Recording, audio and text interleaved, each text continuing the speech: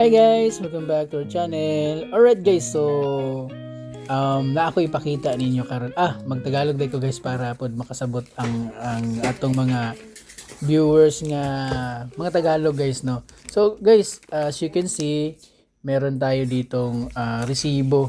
So this is resibo from tawag nito Ramas Oy Pitching San. So ito yung incorporated. So ito yung sikat na very very affordable na motor, yung Rusi. Alright, so it was 2012 pa to. Mga 14 years ago na rin guys yung lumipas, no. Nung una tayong magkaroon ng pinakaunang inutang natin na motor, no. So sa Rusi tayo umutang ng motor. Sa Rusi kasi guys, syempre minimum wager lang tayo dati, yung sweldo natin is maliit lang. So ayan, bali ito lang yung syempre yung nakayanan natin. Napakalaking tulong ng Rusi guys, no. Sayang wala na akong picture ng motor na kinuha ko sa Rusi. But ang laking tulong nung guys kasi from Lapu-Lapu City to Talisay City ako nagtatrabaho dati. So doon ako nagtatrabaho dati sa SRP. So napakalaking tulong ng motor na yun. Yun yung service ko, no, from Lapu-Lapu City to Talisay, mga ilang kilometro rin yun, napakalayo din yun guys. So ngayon, ito ipapakita ko sa inyo yung mga resibo. Nakakatuwa lang tingnan guys, no. Yan, so itong 3,500 guys is actually ito yung down payment ng motor. Yung kinuha ko ngang motor guys dati is yung parang yung parang Kawasaki Fury. Mahal kasi yung Kawasaki Fury guys. Kaya ito yung Rusi na yung Kawasaki Fury clone na kinuha ko guys. So ayan, 3,000 pesos, 3,500 pesos yung down payment natin dito dati nung 2012. Tapos nag monthly ako. Actually yung monthly niya guys is 665 pesos lang talaga yung monthly. Pero nilakihan ko nung first monthly ko yan. So nilakihan ko yung first monthly, tapos yun. Ayun, naging 665 no.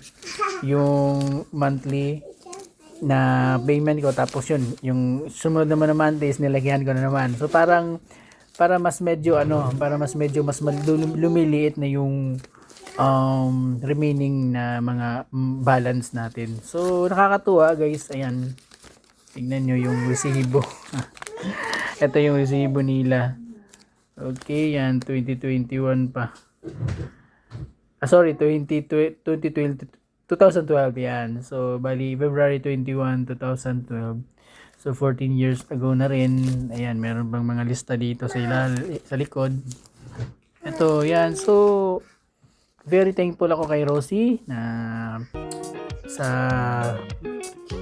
for the very first time na magkaroon tayo ng motor dati. So ito yung Rosie yung motor natin. So although hindi siya ganun talaga ka pareha ng mga Japanese na mga motorcycles dati. Kasi yung point ko lang dito guys is meron akong magamit na transportation para po sa aking trabaho. Hindi po ako nag-after ng kung anong brand or kung anong itsura ng motor. Sa akin lang po is as long as meron akong magamit for the meantime, no, para sa aking pong pagtatrabaho. Ayan, but anyway, yung mga Rusi naman dati is magaganda din naman yung mga foreman nila.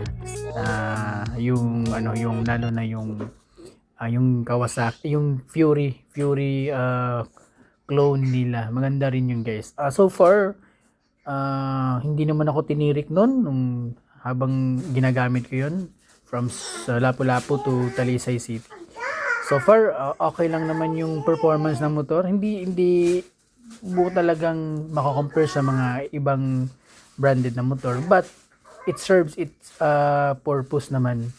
So ayan, nakakatuwa lang talagang balikan yung mga tawag na ito, mga motor, no.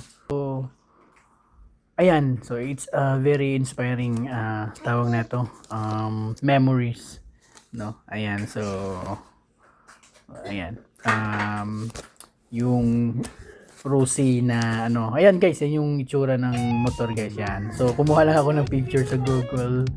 And yan yung itsura ng Rusi. So nakakatuwa guys talaga. Iba talaga yung feelings guys no, kahit gaano ka liit yung value ng motor, kahit gaano ka ano, kababa man lang tingin ng iba sa motor nito, pero para sa iyo is napakalaking tulong na, is napakalaking it's a very big appreciation guys. Iba kasi kapag yung na-appreciate mo yung gamit compare lang dun sa kapag kinukumpara mo sa iba. So, iba, kahit gaano kaliit yan guys, basta mahal mo yung gamit, basta gustong-gusto mo yung gamit, talagang happy, yun, happy ka.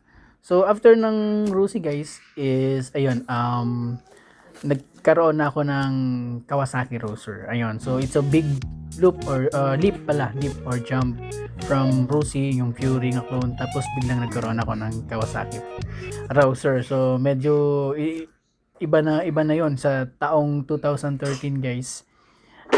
Nagkaroon ako ng Kawasaki na Roser na motor, which is maganda yung Kawasaki Roser during 2013. Talagang sikat na motor na yun. So it's a very big leap, no? Parang biglang nagkaroon tayo ng magandang motor. So all glory to God. Talagang nagpapasalamat tayo sa Diyos sa pagkakataon.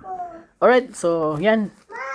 I hope you enjoy watching this video at sana po ay mag-subscribe kayo sa ating channel at mag-follow po kayo sa ating Facebook page para po sa mga inspiring stories at saka mga vlogs natin guys. Thanks for watching. Have a nice day.